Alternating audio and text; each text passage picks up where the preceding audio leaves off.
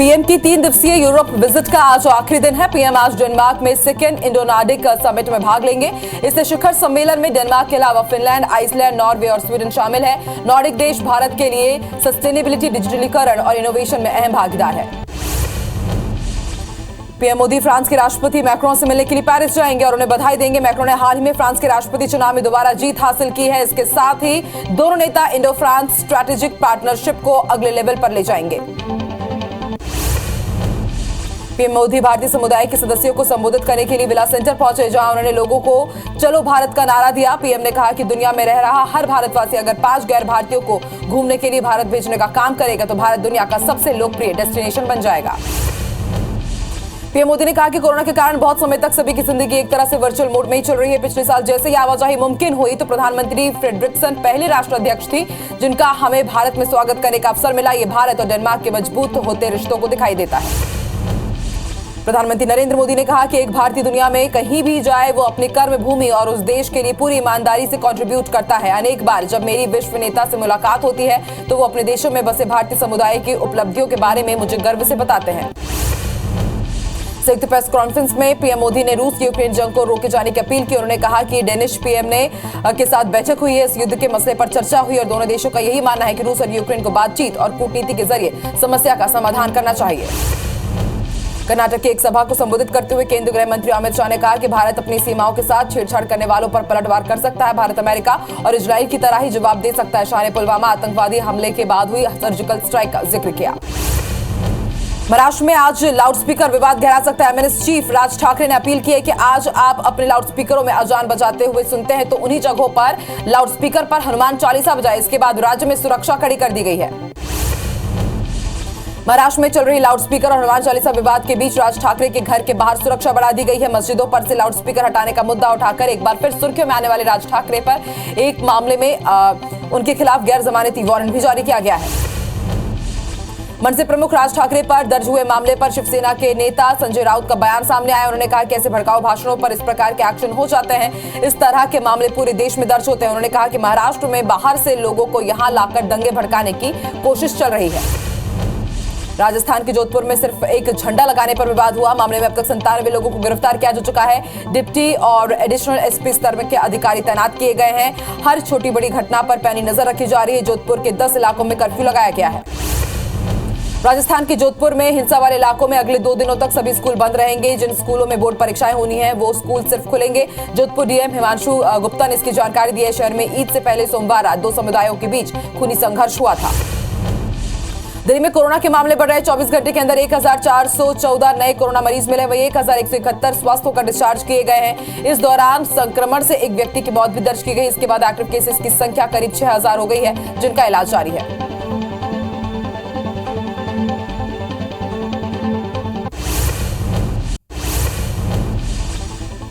CM Bhupesh Baghel आज से विधानसभा क्षेत्रों के दौरे पर रहेंगे। सरगुजा संभाग से दौरे की शुरुआत होगी। सीएम भूपेश बघेल बलरामपुर जिले के सामरी विधानसभा जाएंगे और वहां ग्रामीणों से मिलकर व्यवस्थाओं का जायजा लेंगे। सीएम लगातार 90 विधानसभाओं का नॉन स्टॉप दौरा करने वाले हैं।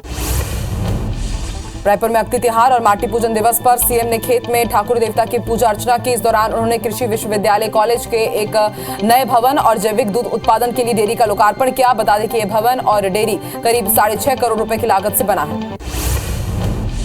कांग्रेस के सचिव और प्रदेश प्रभारी चंदन यादव ने बिलासपुर में जिला शहर कार्यकारिणी पदाधिकारियों के साथ समीक्षा बैठक की, जिसमें प्रमुख रूप से बीते 3 महीने के संगठनात्मक कामकाज, आगामी 3 महीने के कार्यों की रूपरेखा और गतिविधियों की समीक्षा की गई।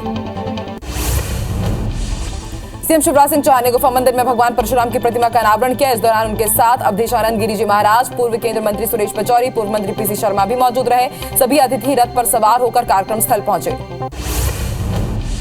परशुराम जयंती पर आयोजित कार्यक्रम को संबोधित करते हुए सीएम शिवराज सिंह चौहान ने कहा कि उनका जन्म तब हुआ जब समाज में अराजकता फैली हुई थी। भगवान ने दुष्टों के खिलाफ अस्त्र उठाया। समाज में आज भी असामाजिक तत्वों के लिए कानून का सहारा लेना पड़ता है। भगवान परशुराम प्रेरणा देते हैं कि दुष्टों को कुचल देना चाहिए। सीएम शिवराज सिंह चौहान ने कहा कि समाज धर्म के कल्याण के लिए हमने संस्कृत के शिक्षकों की भी भर्ती शुरू की है। यह अभियान आगे भी जारी रहेगा। जब तक पद नहीं भरे जाएंगे तब तक अतिथि शिक्षक रखे जाएंगे। सीएम शिवराज सिंह चौहान ने कहा कि मंदिर की जमीन नहीं बिकनी चाहिए। इसके लिए समिति बनाई जाएगी। मंदिरों का संचालन पंडित करे, व्यवस्था करे। सरकार का कोई हस्तक्षेप नहीं होगा। संस्कृत पढ़ने वाले बालकों के लिए स्कॉलरशिप शुरू की जाएगी। सीएम शिवराज सिंह चौहान ने बड़ी घोषणा भी की। उन्होंने कहा कि भगवान परशुराम के चरित्र को पाठ्यक्रम में शामिल किया जाएगा। इसके लिए मैं पाठ्यक्रम समिति को बुलाकर तत्काल निर्देश दूंगा। मंदिर से लगी हुई जमीन सरकार नीलाम नहीं करेगी। पुजारियों का मानदेय 5,000 रुपए होगा। अक्षय तृतीया के मौके पर बलौदाबाजार जिले में माटी पूजन दिवस मनाया गया, जिसमें जनप्रतिनिधियों ने भूमि पूजन कर बीजों का रोपण किया। इस दौरान किसानों को जैविक वर्मी कंपोस्ट खाद का वितरण किया गया। साथ ही किसानों को जैविक खाद का उपयोग करने की शपथ दिलाई गई। खरौना में अक्षय तृतीया के मौके पर गुड्डे गुड़ियों की शादी आयोजित की गई। छोटे बच्चों ने अपनी टोली के साथ गुड्डा गुड्डी की शादी रचाई। इसमें बड़ों ने भी साथ दिया। इस कार्यक्रम में बड़ी संख्या में लोगों ने हिस्सा लिया। कहा जाता है कि अक्ति पर्व पर शादी की रस्म अक्षय संबंधों का गठजोड़ होता है। बिलासपुर में अक्षय तृतीया, परशुराम जयंती और ईद के मौके पर 7 गरीब लड़कियों का विवाह कराया गया। सीनियर कांग्रेस नेता अनिल टाह ने अपनी पत्नी शोभा टाह के पुण्य स्मृति में निर्धन कन्याओं का विवाह करवाया। इस मौके पर विधायक शैलेश पांडे भी समारोह में शामिल हुए। गृह मंत्री नरोत्तम मिश्रा ने कमलनाथ की पुरानी पेंशन बहाली के बयान पर तंज कसा है। उन्होंने कहा कि ये साबित हो गया है कि शिवराज सरकार किसान और कर्मचारी हितैषी सरकार है। कांग्रेस के झूठे वादों से सभी अच्छी तरह वाकिफ हैं। अब कर्मचारी खुद कांग्रेसियों को घर बैठाकर पेंशन देंगे। मध्य प्रदेश में 21 मई को कांग्रेस विधायक दल की बैठक रखी गई है। इसकी अध्यक्षता नेता प्रतिपक्ष गोविंद सिंह करेंगे। बैठक में विधानसभा चुनाव को लेकर विधायकों को जिम्मेदारी सौंपी जाएगी। इस मौके पर पीसीसी चीफ कमलनाथ और दिग्विजय सिंह भी मौजूद रहेंगे। मध्य प्रदेश बीजेपी में संगठन महामंत्री के बदलाव के बाद अब 3 नए सह संगठन मंत्रियों की तैनाती जल्द ही की जाएगी। इन महामंत्रियों की तैनाती को अंतिम रूप नागपुर में संघ पदाधिकारियों और बीजेपी के राष्ट्रीय संगठन महामंत्री बीएल संतोष की बैठक के बाद दिया जाएगा। सीएम शिवराज सिंह चौहान प्रशासन कसावट लाने के लिए एक बार फिर से विभागीय समीक्षा करेंगे। विदेश प्रवास से लौटने के बाद ये सिलसिला जून के पहले पखवाड़े से शुरू हो जाएगा। इसमें विभागों को पिछली बैठक में दिए गए निर्देशों के पालन की मैदानी स्थिति पर चर्चा की जाएगी। इसके लिए जन अभियान परिषद समेत संस्थाओं से जानकारी जुटाई जाएगी। ग्वालियर के 1 दिवसीय दौरे पर आए केंद्रीय मंत्री नरेंद्र सिंह तोमर शहर के मेला ग्राउंड स्थित राठौर समाज के सामूहिक सम्मेलन में पहुंचे, जहां उन्होंने कांग्रेस पर हमला करते हुए कहा कि चुनाव से पहले सपने देखने का सबको अधिकार है। चुनाव होते ही पता चल जाएगा कि वास्तविकता क्या है। खरगोन में आज सुबह 6 बजे से शाम 5 बजे तक कर्फ्यू में 11 घंटे की छूट मिली है। इस दौरान सभी बाजार और दुकानों को खोलने की अनुमति मिली। साथ ही पेट्रोल पंप को भी खोल दिया गया है। परिवहन भी चालू कर दिया गया है, लेकिन धार्मिक स्थल अब भी बंद रहेंगे। रायगढ़ में कारखाना अधिनियमों की अवहेलना करने पर श्रम न्यायालय ने जिले के 6 उद्योगों पर 5.5 लाख रुपए का जुर्माना लगाया। दरअसल उद्योगों में सुरक्षा मानकों की अनदेखी करने वाले औद्योगिक संस्थानों पर लगातार कार्रवाई की जा रही है। बीते 6 दिनों के अंदर जिले के सभी 6 उद्योगों में अलग अलग हादसे हुए थे, जिसके बाद ये कार्रवाई की गई। जगदलपुर के बचेली में ट्रेन के कैंसिल होने से यात्री लगातार परेशान है। हालात यह है कि ट्रेन के कैंसिल होने पर यात्रियों को सूचना ही नहीं दी जा रही है। वहीं रेलवे की तरफ से बताया जा रहा है कि 3 से 7 तारीख को इस रूट का मेंटेनेंस का काम किया जा रहा है। मेंटेनेंस होने के बाद नियमित रूप से ट्रेनें चलेंगी। ओरछा के तरीचर कला में बिजली विभाग के लाइनमैन के साथ मारपीट की गई, जिसका वीडियो सोशल मीडिया में वायरल हो रहा है। ये मारपीट बिजली बिलों के खामी को लेकर की गई थी और वहीं वीडियो वायरल होने के बाद पुलिस ने केस दर्ज कर आरोपी की तलाश शुरू कर दी है। गुना जिले के चाचौड़ा थाना क्षेत्र के जोगीपुर पर बने टोल प्लाजा पर विवाद के बाद कुछ लोगों ने धारदार हथियार और चाकुओं से टोल में काम कर रहे 4 कर्मचारियों पर हमला कर दिया, जिसमें करीब 6 लोग घायल हो गए हैं। वही घटना के बाद पुलिस ने मामला दर्ज कर आगे की कार्रवाई कर रही है। रायपुर में लिफ्ट कारोबारी मनोज मेश्राम हत्याकांड मामले में आरोपी अब तक फरार है। अब आरोपियों के फरार होने का सीसीटीवी फुटेज भी सामने आया है। लिफ्ट कारोबारी से मारपीट कर उसे मौत के घाट उतार दिया गया था। वहीं उसके बेटे से भी आरोपियों ने मारपीट की थी। कवर्धा सिटी कोतवाली क्षेत्र के सरेखा में एक शख्स ने धारदार हथियार से 2 लोगों पर हमला कर दिया। दरअसल सनकी अपनी पत्नी के साथ मारपीट कर रहा था, तभी मारपीट करने से मना करने पर उसने पड़ोसियों पर हमला कर दिया। वहीं घटना के बाद पुलिस ने आरोपी को गिरफ्तार कर न्यायिक रिमांड पर भेज दिया है। राजम के गोबरा नावापारा में दुकान के गले में रखे 50,000 रुपए 3 चोरों ने साफ कर दिए। घटना सीसीटीवी में कैद हो गई है। वीडियो में 3 चोर चोरी करते हुए भागते हुए नजर आ रहे हैं। वहीं चोरी के बाद पुलिस ने 4 चोरों के खिलाफ केस दर्ज कर तलाश शुरू कर दी है। मुख्यमंत्री भूपेश बघेल के निर्देश के बाद बलौदाबाजार पुलिस अब चिटफंड कंपनियों के खिलाफ शिकंजा कसती जा रही है। इसी कड़ी में भाटापारा शहर थाना की पुलिस टीम ने 2 चिटफंड कंपनी के डायरेक्टरों को गिरफ्तार किया। उनकी देवास से गिरफ्तारी की गई है। चिटफंड कंपनी मामले में अब तक 7 आरोपियों की गिरफ्तारी हो चुकी है। बालोद के मंगचुआ थाना इलाके में छोटे भाई ने शराब पीने और आए दिन विवाद करने से तंग आकर बड़े भाई की हत्या कर दी और अपनी पत्नी की मदद से लाश को घर के बाहर तालाब में दफनाकर गांव से फरार हो गया। मामले में पुलिस ने दोनों को गिरफ्तार कर लिया है। बलौद थाना क्षेत्र के खैरतराई गांव के खेत में पेड़ पर लटकी दंपति की लाश मिली है। मामले की सूचना मिलने के बाद मौके पर पुलिस पहुंची और शव के पोस्टमार्टम के लिए भेजा गया। बता दें कि दोनों का प्रेम विवाह हुआ था। वहीं पुलिस ने मामले में केस दर्ज कर आगे की जांच शुरू कर दी है। रायपुर के खमाड़ी थाना क्षेत्र में एक तेज रफ्तार कार डिवाइडर से टकरा गई, जिससे कार चालक की मौके पर ही मौत हो गई। कार में 4 लोग सवार थे। फिलहाल पुलिस ने शव को कब्जे में लेकर आगे की कार्रवाई शुरू कर दी है।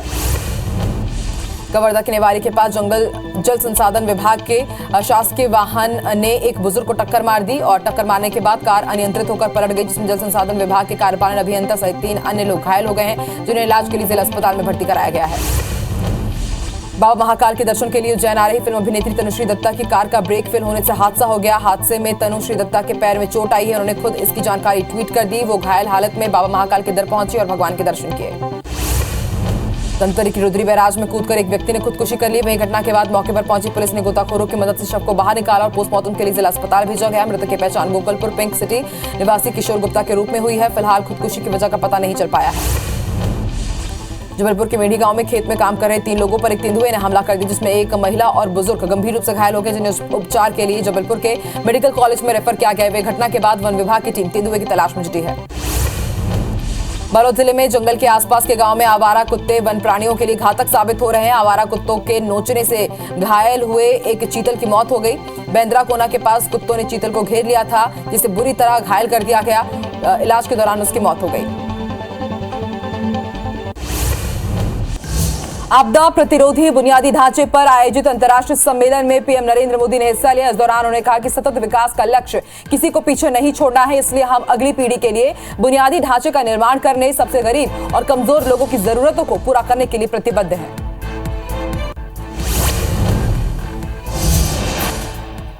पीएम की 3 दिवसीय यूरोप यात्रा का आज आखिरी दिन है। पीएम मोदी आज डेनमार्क में सेकेंड इंडो नार्डिक समिट में भाग लेंगे। इस शिखर सम्मेलन में डेनमार्क के अलावा फिनलैंड, आइलैंड, नॉर्वे और स्वीडन भी शामिल है। नार्डिक देश भारत के लिए सस्टेनेबिलिटी, डिजिटलीकरण और इनोवेशन में अहम भागीदार हैं। राजस्थान के जोधपुर में एक झंडा लगाने को लेकर विवाद हुआ था। मामले में अब तक 97 लोगों की गिरफ्तारी हो चुकी है। जोधपुर में डिप्टी और एडिशनल एसपी स्तर के अधिकारी तैनात किए गए हैं। हर छोटी बड़ी घटना पर नजर रखी जा रही है। 10 इलाकों में कर्फ्यू लगाया गया है।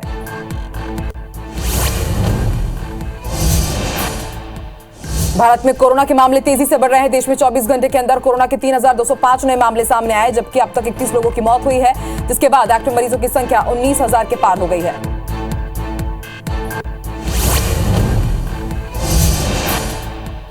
सीरम इंस्टीट्यूट ऑफ इंडिया ने कोवोवैक्स टीके की कीमत में भारी कटौती की है। सीरम इंस्टीट्यूट ऑफ इंडिया ने हर खुराक की कीमत 900 रुपए से घटाकर 225 रुपए कर दी है। इसमें टैक्स शामिल नहीं है। 12 से 17 साल की उम्र वालों के टीकाकरण के लिए कोवोवैक्स को कोविन पोर्टल पर शामिल किया गया है।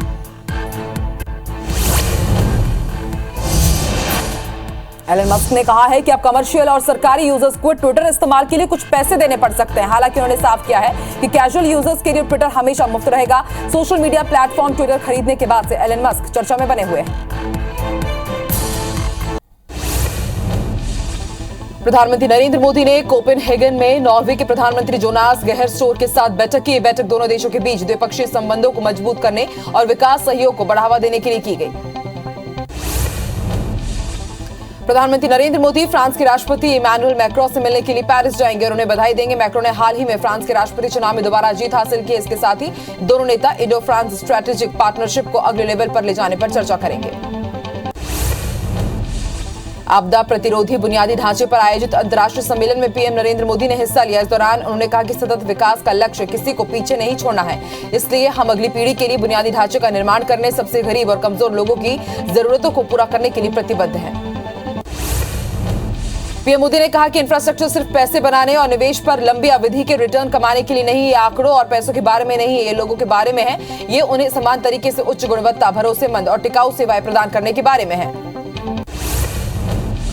पीएम मोदी ने यह भी कहा कि 2.5 साल के कम समय में सीडीआरआई ने महत्वपूर्ण पहल की है और बहुमूल्य योगदान दिया है। पिछले साल COP26 में शुरू की गई इंफ्रास्ट्रक्चर ऑफ रिसाइलमेंट आइलैंड स्टेटस पहली छोटी द्वीप देशों के साथ काम करने की हमारी प्रतिबद्धता की स्पष्ट अभिव्यक्ति है।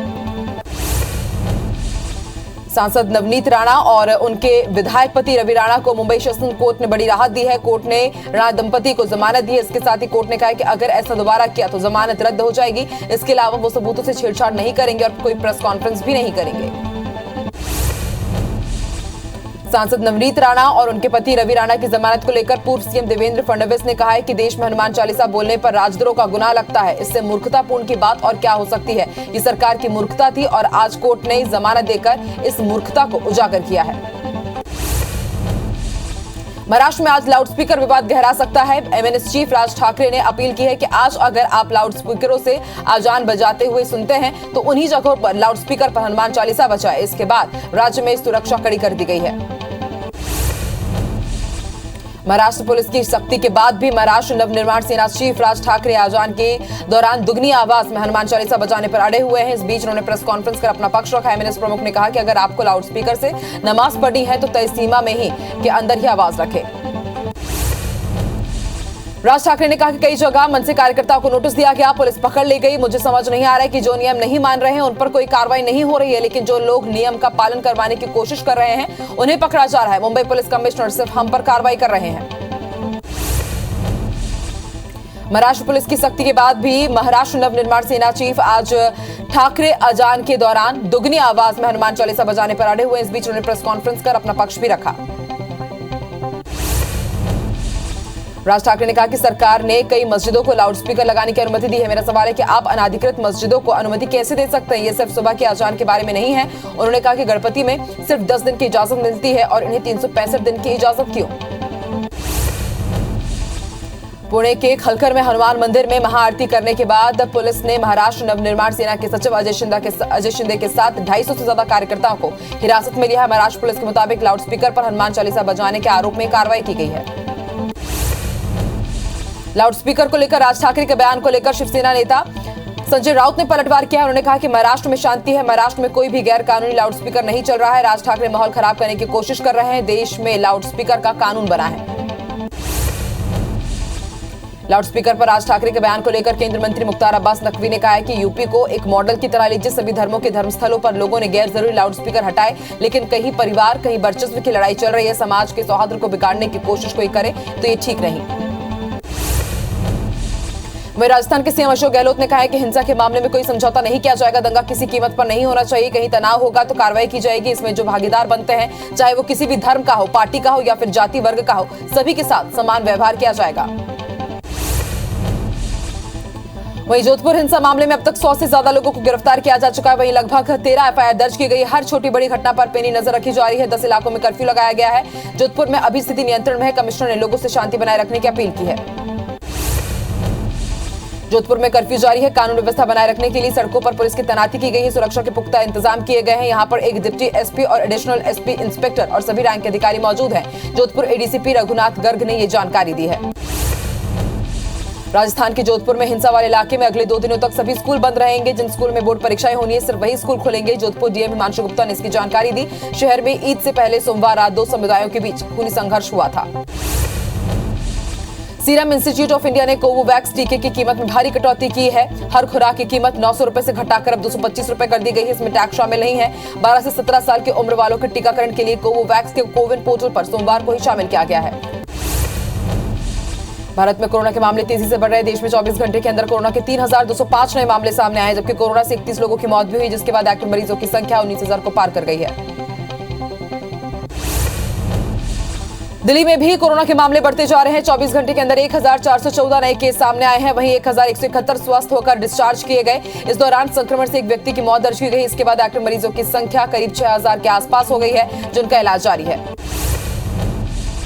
दिल्ली के साथ ही देश के दूसरे राज्यों में भी कोरोना के मामले बढ़ रहे हैं। महाराष्ट्र में 24 घंटे के अंदर 182 नए केस सामने आए हैं। एक मरीज की मौत हुई। वहीं उत्तर प्रदेश में 193, हरियाणा में 505 केस, केरल में 386 नए मामले सामने आए।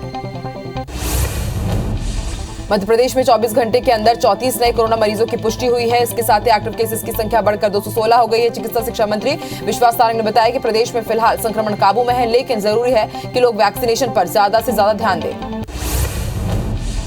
वहीं छत्तीसगढ़ में रोजाना कोरोना के 5 से 6 नए मरीज मिल रहे हैं। 24 जिलों में बीते 3 दिन से कोई भी नया मरीज नहीं मिला है। कुल एक्टिव केसेस की संख्या 41 है। वहीं पिछले 3 दिनों में किसी भी मरीज की मौत नहीं हुई है। इसमें कहा जा सकता है कि छत्तीसगढ़ में अभी कोरोना की रफ्तार स्थिर है।